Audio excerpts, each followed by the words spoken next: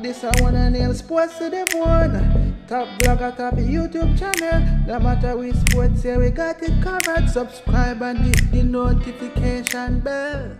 Australia versus South Africa. Boy, my viewers and subscribers, it seems as if the Australians, they are trying to get rid of Nakia one way or the other, even though they are heading towards victory. We're going to talk about that test match, my peeps. Plus, I am also going to be taking a look at one of, if not my favorite cricket personnel in the region, none other than Mr. Fazeer Mohammed, who recently announced that he's stepping away from his program, and he will be spending more time with his flowers and trying to attract hummingbirds to his garden. Gonna talk about it, my peeps. Make sure you watch the video until the end. And if you have not yet subscribed, you already know what to do. Just go ahead and hit that subscribe button and make sure that you become a part of the family.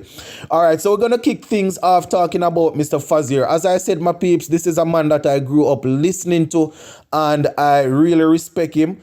Not only when he's talking about cricket, but his views.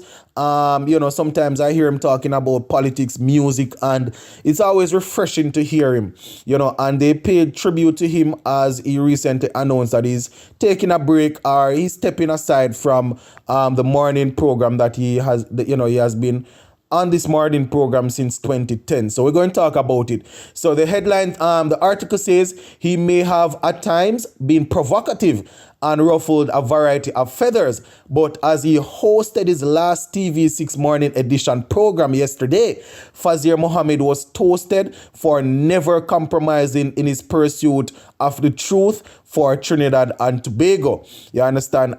They said that he has been at the helm of the popular early morning talk show since 2010, where leaders, we're talking about politicians, analysts, artists, and cricket personnel got a chance to come on to the program and to talk to the people of Trinidad and the Caribbean about different topics. You understand? So they said as he took onto the show for the last time, Mohammed was surprised with a clip. They actually showed a clip when he just started, my peeps, showing him in his the suit that he wore for his first day on air. If you haven't seen that clip here, you can search for it. Pretty funny as it relates to the way in which he was dressed, my peeps. So Mohammed was saying that he is definitely thankful for the fact that he was able to work on this program for over a decade, and stepping into retirement now, he's looking to basically spend some time reading, and not only reading, but tending to his flowers, his plants, drawing hummingbirds, and trying to attract hummingbirds to his garden, saying that he's growing different flowers, different fruits, such as sugar apple. And while he's doing this, he's hoping to basically bring some hummingbirds to his backyard, with the sugar apple and all of that. So just want to say a shout out to Mr. Fazeer Mohammed. Not sure if he's going to be taking up any other role or is deciding to step away from broadcasting forever. But all I can say, my peeps, my love for cricket got stronger because of things that I would have heard Mr. Fazeer Mohammed saying while growing up. This is one of the guys that I really like when he's commentating. You get a chance to learn a lot of history. I always say that no disrespect to his program or anything like that, but I always say that I think that his time was being wasted. Well, I shouldn't even say that, but I always say that commentating and working with Sky Sports are one of them programs there. I think he would have brought a lot of joy and a lot of knowledge to the world of cricket.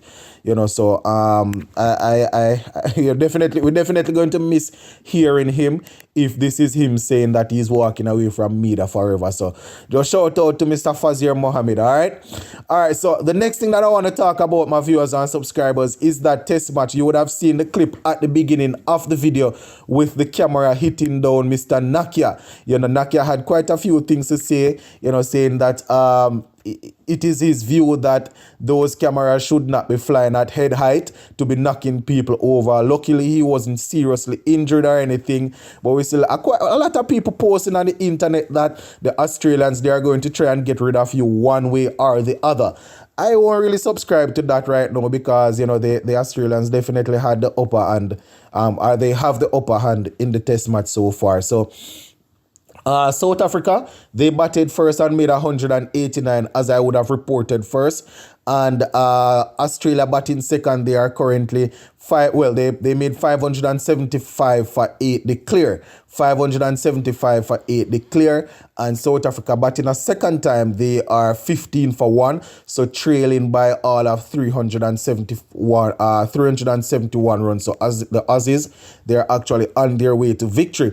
Now, after that double century from David Warner, we had another centurion. We had the wicketkeeper Carey getting a century. He actually got 111 of 149 deliveries. Cameron Green was solid also. We're getting 51 of 177 deliveries not out.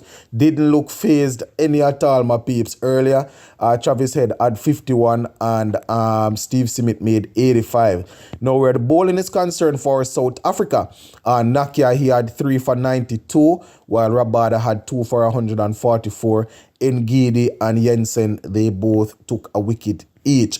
So Australia looking pretty, my viewers and subscribers, looking comfortable, and we definitely think they are going to be wrapping this one up.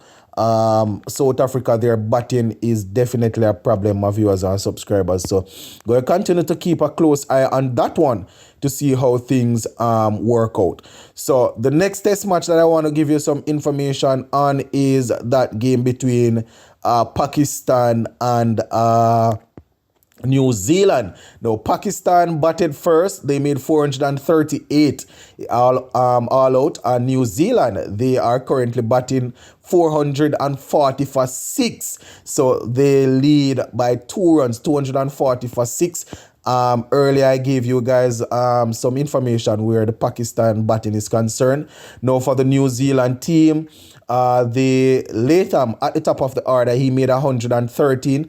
Devon Conway falling short of a century, getting 92. Kane Williamson, who recently stepped aside as captain, he actually made 105 not out, and we had Mitchell getting 42 and Blundell getting 47. So that is basically how it is going so far for in that test match between Pakistan and New Zealand.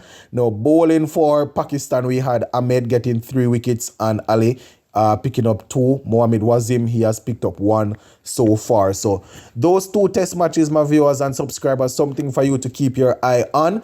Australia seems as if they are getting closer to victory. And Pakistan and New Zealand, they are still locked in battle. That one, I don't want to call that one as yet because it is still looking tight. But, definitely a good look to see test cricket being played like this. South Africa, is just recently West Indies. We managed to go all 5 days with Australia in the first test match. Then we lost inside 3 days. I think it was in the second test match, or 4 days. And now we see South Africa being they are being taken apart, and it's really because of their batting, my peeps. South Africa batting top order, not firing at all. But we're going to continue to keep a close eye on this test match to see how things work out. Big up on yourself, my peeps. I will touch base later on.